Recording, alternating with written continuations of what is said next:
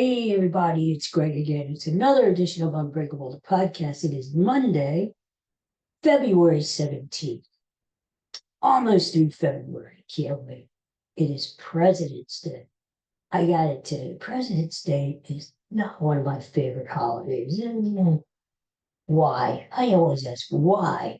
First of all, we got gypped. I told you this before, we got licked off because we used to have, when I was a kid, we used to have Lincoln's birthday, Washington's birthday. They used to both be holidays. Now they've consolidated them into one holiday. It's sort of a ripoff. Why? Anyway, the good thing about President's Day is a lot of people have the day off. There's no mail, blah, blah, blah. You know what's going to happen? In a couple years, the NFL is going to add another game. They're going to have an 18-game schedule so that, you've got 9 home games, 9 away games. And which means the schedule's going to be backed up a week, which is good because the Super Bowl is going to be played like yesterday, the day before President's Day. That way, a lot of people will be off from school, off from work the day after the Super Bowl. So you could party, and you don't have to worry about going to work or going to school the next day. So, but that's down to it. What else? Oh, a lot of things to talk about because I haven't been here since what, Saturday or something? Yeah, a lot to talk about here. So let's get to it. On this windy, cold day here in Pennsylvania, God, I can't believe it. I can't wait till springtime. And you know what I told you? Meteorologically, March the 1st is actually the beginning of spring. So we're only, 12 days away, 11 days away from spring? Meteorologically. So over the weekend, oh, by the way, I'm still basking in the glory of the Eagles Super Bowl win. Yeah, still basking in the And I mean, it's going to be a while until I would say get over it. I should never get over it. I'm always going to bask in the glory. I'm still waiting for my merch to arrive in town too. I ordered the Eagles Super Bowl champion hoodie and Eagles Super Bowl champion hat because I wasn't able to get it out the to the stores yet. But any day now, any day now. So we're still celebrating. But you see what I have on, right? Philly stuff because today, it's February 17th, is the first day 4 squad workouts down on Clearwater Field in spring training. All the boys are there. So I'm getting ready for the season. So it can't be that far away, you know. In fact, they start playing games next Saturday. Phillies are at Lakeland, Florida, and Tigers. So it's not that far away. And so we'll be talking to the Phillies down. But which is good. That means more weather, baseball, all that good stuff. Did you hear about this thing that happened off the coast of Chile? Chile? This guy was in a kayak and he got swallowed by a humpback whale. And if you saw the video, it's amazing. He's just there paddling along, doggy, finding his own business. All of a sudden, this huge whale comes up out of the water that swallows him. And just like that, lets him go. And that's what the news was calling. He or she, whatever it was, let the guy go in the boat. And the funny thing about it is he was swallowed and then he regurgitated the guy or whatever. And the guy is just paddling along like blah, blah, blah, nothing happened. But he's like, get to the shore, you know?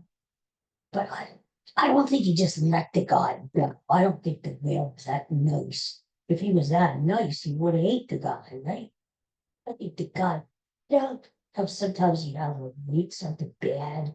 You have this bad taste in your mouth. Bad, what was that? Bad.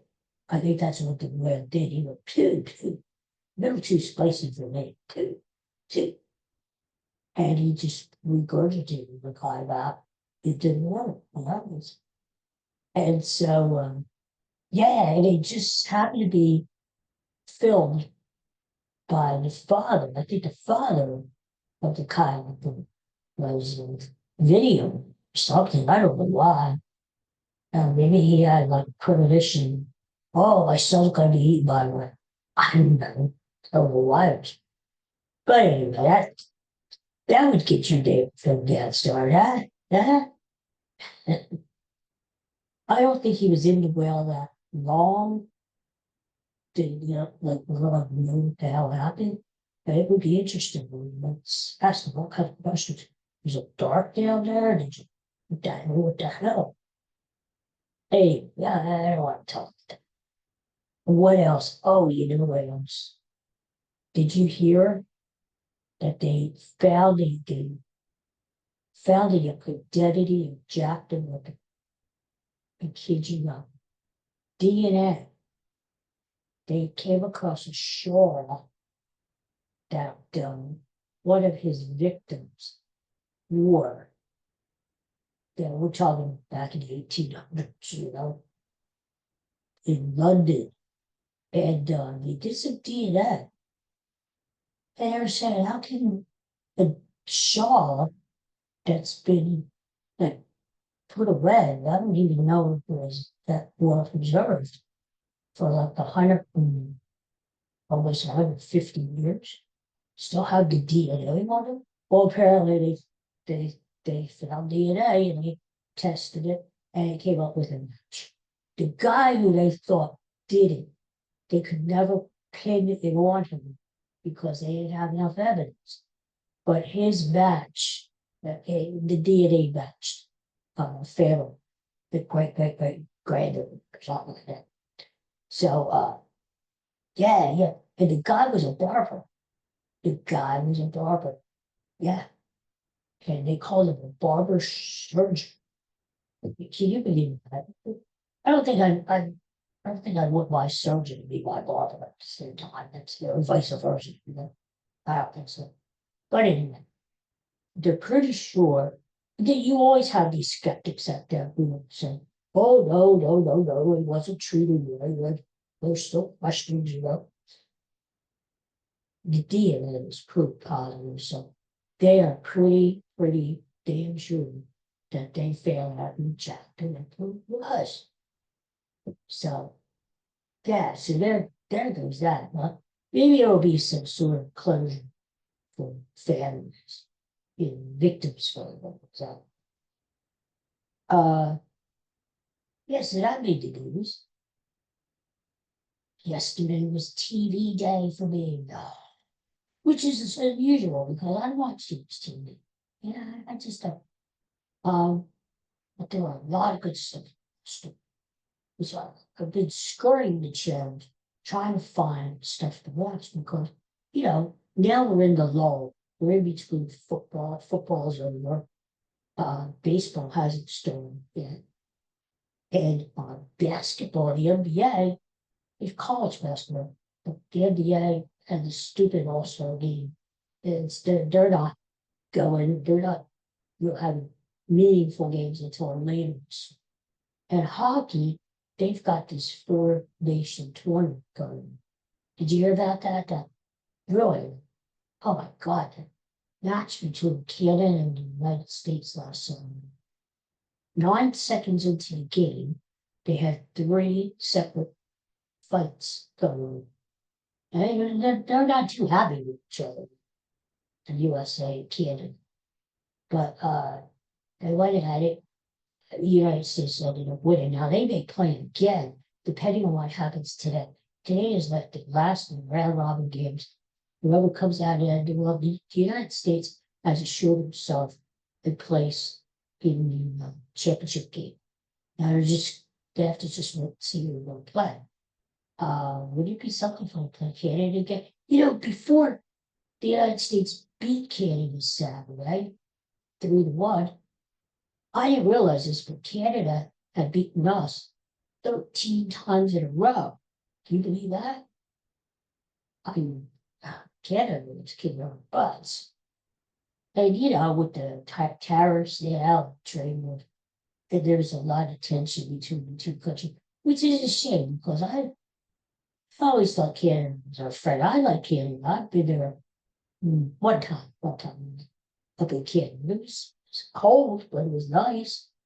And people were very friendly. So and I have some Canadian friends even then. But I don't know. It seemed like they're taking out all their anger on the ice, pounding each other and beating each other. So we'll see what happens. But I had to find something to watch, right? So here's what I came. Turner Classic Movie Channel, right? I haven't watched it in ages, but I was just going through the channels there, and here I come across 2 o'clock Sunday afternoon, nothing else to do. One of my favorite movies of all time, a classic. I happen to have a copy of The Adventures of Robin Hood. Oh, upside down. There it is. Which is there it is. The great Earl Flynn, the beautiful Olivia de Havilland there. It's not 1930. And this movie you may think it's for kids. It's not for kids. It's a great movie. It's was ranked number 13 of all time greatest movies. Think about that. All the greatest movies of Casablanca, Gone with the Wind, uh, all these great movies, and Adventures of Robin Hood, 13. It won a few Oscars. It got best score. Cinematography. In fact, Adventures of Robin Hood was one of the first movies ever technical. Because it was really expensive back then in 1938, and they really color was just in its infancy back then. But only 3 months before they started filming the movie, they decided to make it into color. And this was even before the Wizard of Oz.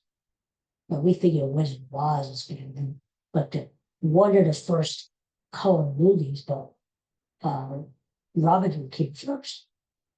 And I can't imagine it not being color. It's so beautiful. The greens in the forest and the costumes and just it's really well done. It's a classic. Um, so to see it in black and white, I don't know if it would have been as good, really. And I love black and white, but not this. Errol Flynn, he is to me, he's the definitive Robin. You think of Robin, film right away, right away. And they wanted to have James Cagney, be Robin. Oh, the studio was after him for a long time, for like 3 years, to play Robin. And he couldn't get out of his contract. He was signed to do other movies. The studio finally gave up on Jimmy Cagney. I don't know if he would be good, you dirty rat, saying to the sheriff in Nottingham, you dirty rat. This is Jimmy Cagney was only this little guy. He was very athletic. Have you ever seen him in Yankee Doodle Dandy? He was a great dancer. He was very athletic, but he was a small guy. I don't know. I think the studio made a wise decision switching on everything. And really, it sort of made Errol Flynn to a superstar back then. And it was the third movie, get this, it was the third movie that he and Olivia Havilland did together. They did 9 movies together. Unbelievable. You wouldn't see that now, you know? I mean, we just that many movies together. God, it was amazing. Um, but it was such a good movie. It had all these great character actors in it. You know, Alan Hale Sr. played Little John. Alan Hale Jr., of course, his son, played the skipper in Gilligan's Island. He looked just like his dad, just like his dad. Uh, and all these great characters. It's Claude Rains. I know Claude Rains. He played the sheriff. Not the sheriff. King John, the crook. Um, and Basil Rathbone. I think of Basil Rathbone as Sherlock Holmes. He is the best Sherlock Holmes ever. But he played a lot of villains in his day, including in this movie. And so Guy of Gisborne. And they were going to have a sequel to Adventures of Robin. It was going to be called Sir Robin of Locksley. And they were talking about doing it, but they never found through. Why? I don't know. And you see them. Still, Kevin Costner was in. Walt Disney did animated Robin Hood. Mel Brooks did a takeoff of Robin Hood, and so many. Richard Green. There was a Robin Hood TV series in the 50s. I vaguely but like I said, Errol Flynn was fitting. And that's just a great movie. So that started the deal. And then Turner Classic Movies had the great Ben-Hur. Now talk about a great movie. A long movie. I mean, this baby went from 3.5 hours. And then they had like an intermission. You saw it in 1959 in the theaters. They had an intermission. That's how long this was. They had, what is a musical? A great musical too, great score. The Ben-Hur, God. Yeah, I watched this because I haven't seen Ben-Hur in ages. They used to play Ben-Hur every around Easter time. Remember that? But a lot of times on Easter night or the night before Easter, they would play Ben-Hur. Now they play like the Ten Commandments. Also a Charlton Heston film. Charlton Heston was a great actor. He got involved with the NRA. That done. But it looked nuts over. But Charlton Heston was a great actor. He was very macho, very mature. In fact, before Heston accepted the role as Judah Ben-Hur, Kirk Douglas was being considered. Burt Lancaster was being considered for the role. But and just like Errol Flynn and Robin Hood, I can't see anyone else playing Ben-Hur but Charlton Heston. I mean, and what a performance. I mean, all the way, from the galleys, remember rolling in the galleys, and the that emotional stuff with his mother and sister, and he was set around biblical times when Jesus was walking through, and that could be weird. But everyone will always remember the chariot race. If you ever saw Ben-Hur, you remember the chariot race. Now that chariot race, I'll tell you, talk about spectacle, huh? Wow. And that was real. I mean, back in 1959, they didn't have the special effects in them then. But back then, it was the real chariot. In fact, the race itself, get this, the race itself was planned out for a year in advance. Planned. Somebody said, nope. The actual filming of the chariot race took 3 months to film the race, frame by frame by frame. The horses they brought in from the outside, they had to train the horses, and they had to. Charlton Heston did a lot of stunts. He had to learn how to ride the chariot. Stephen Boyd, who played his rival in the movie, he actually learned how to ride a chariot, handle the horses. A lot of these guys that are stunts. And it's just amazing what these guys went through, you know? I mean, not only were they on the set acting, and Ben-Hur was filming 9 months before they completed the whole thing. And they were on set 6 days a week, between 12 and 14 hours a day to get this movie done. And a lot of it, out of the 9 months, 3 months, were just focused on the chariot race. Right? What a spectacle. They got everything authentic from the stadium they built. The sets were built enormous sets for this movie. But everything was authenticated. It did variant set for research. Everything was researched meticulously. Just a great movie. Ben-Hur. Right? Ben-Hur. Ben freaking Hur. And Sunday night, I had to watch it. I mean, something not wasting time. Talk about trash. I mean, they had these team Shaq, team Chuck, team Kenny, team blah, blah, blah, blah. First to 40 points. That's not basketball. I give who was it? Draymond Green was on us on commentating. I give him a lot of credit because he said it right there in the telecast. I was watching a little bit of it. He said, this isn't basketball, this is a joke. The first to get 40 points wins the fucking game. And yeah, and it was kind of a joke. I mean, the players were just heaving up 3 pointers on the penalties. They like little can, dude. So that's what you get. All-star games anymore are like stupid. Even in baseball, all-star games are a joke. Although I heard this year they're going back to the old way.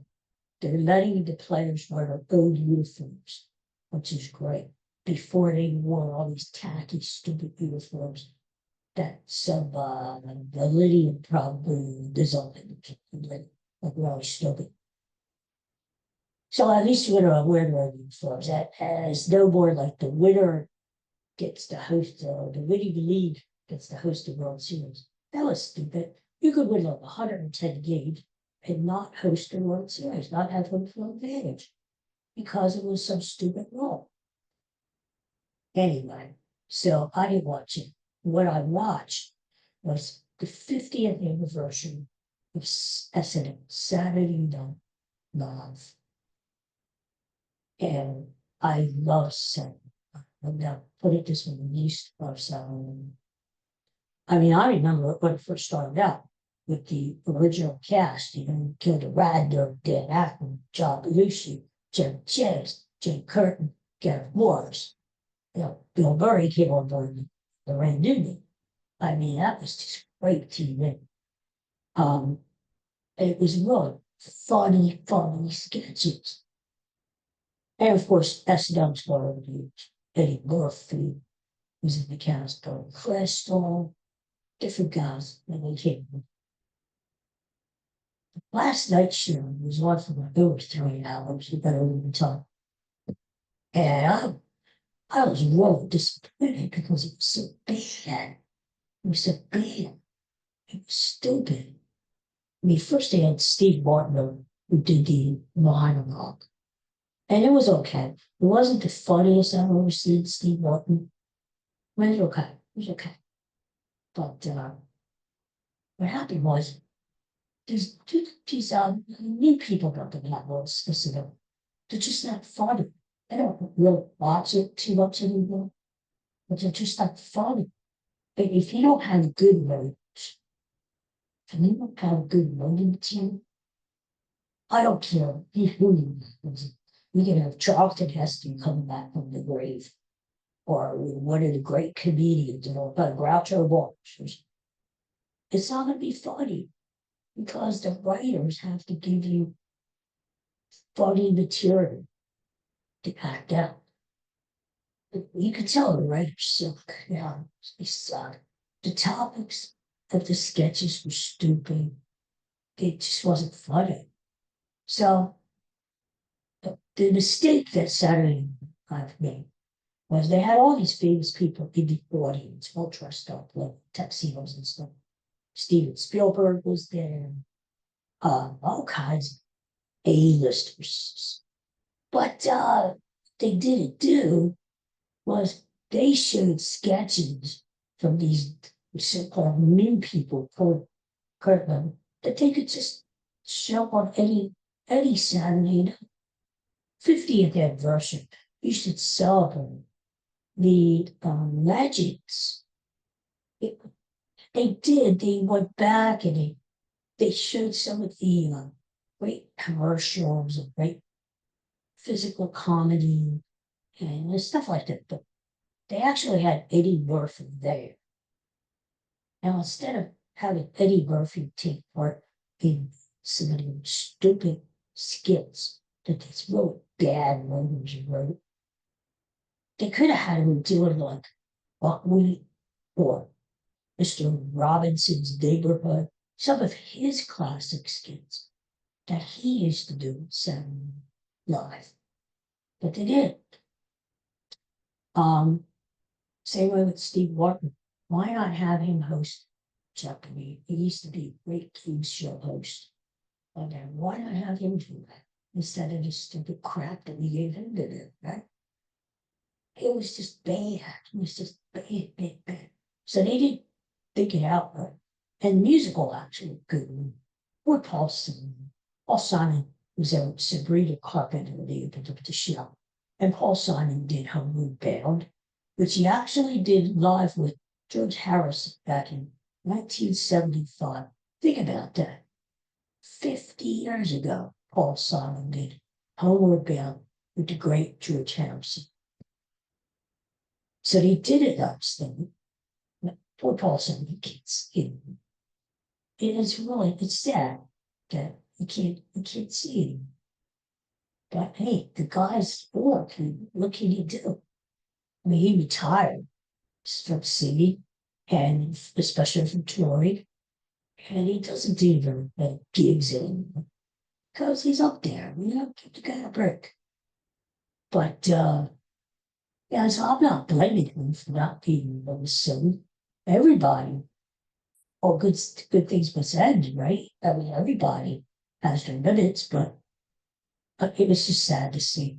And then my favorite came at the end, Paul McCartney. Well, I heard he was going to be on, so I stuck it out.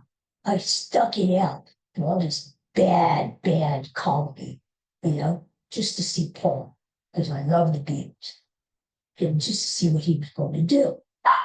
So he was at the very end of the show. Of course, they're going to keep Paul McCartney to and he did the end, carry that weight, the end of Abbey. And but it hit me. It hit me that he can't sing. Or Paul. I mean, Paul had his dad, just like Paul Simon, the two Pauls. Like McCartney can't sing. And he's still selling out. He still goes on tour. I mean, the man's like, what, 83 years old. He's still selling out because people want to see Paul McCartney before he's no longer touring, no longer with us, right? You can't believe that, but to be honest, and I'm honest, and I'm the biggest Beatles fan there is, Paul can't sing anymore. Paul, you can't see anymore. He could still write songs, and he could do other stuff, but just can't sing. Anyway, that was sort of a downer. Well, when you see like his musical heroes, Paul Simon and Paul McCartney, and you hear that they can't sing anymore, well, that was a bummer. That was a bummer. Anyway, the whole show stunk. And it was just for a 50th anniversary show, I expected for a show that ran over three years, almost 2.5 hours, I expected more.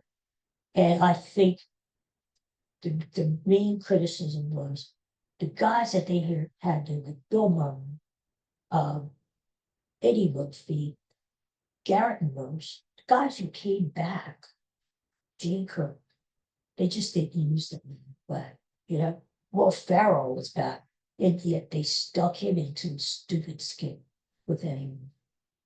It's stupid. So that's my big criticism. So it was a pretty good TV day yesterday.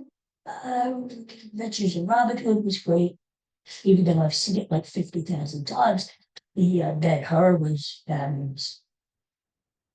But SNL, meh, yeah, down. Okay, well, that's our show for today. Yeah. Speaking of, thank you for tuning in. Thank you for listening. I'll be back again tomorrow with who knows what. And as the February moves on, and we get closer to actual preseason games, exhibitions, we'll be talking films, and what to look forward to this baseball season. I told you, I think they're going to be World Series. I think it's going to be an exact. Eagles won the Super Bowl, as I predicted. Phillies won the World Series, as I should have predicted. And let it be done. Okay, everybody, have a great day. Peace and love to you. Stay safe and keep warm. Talk to you too.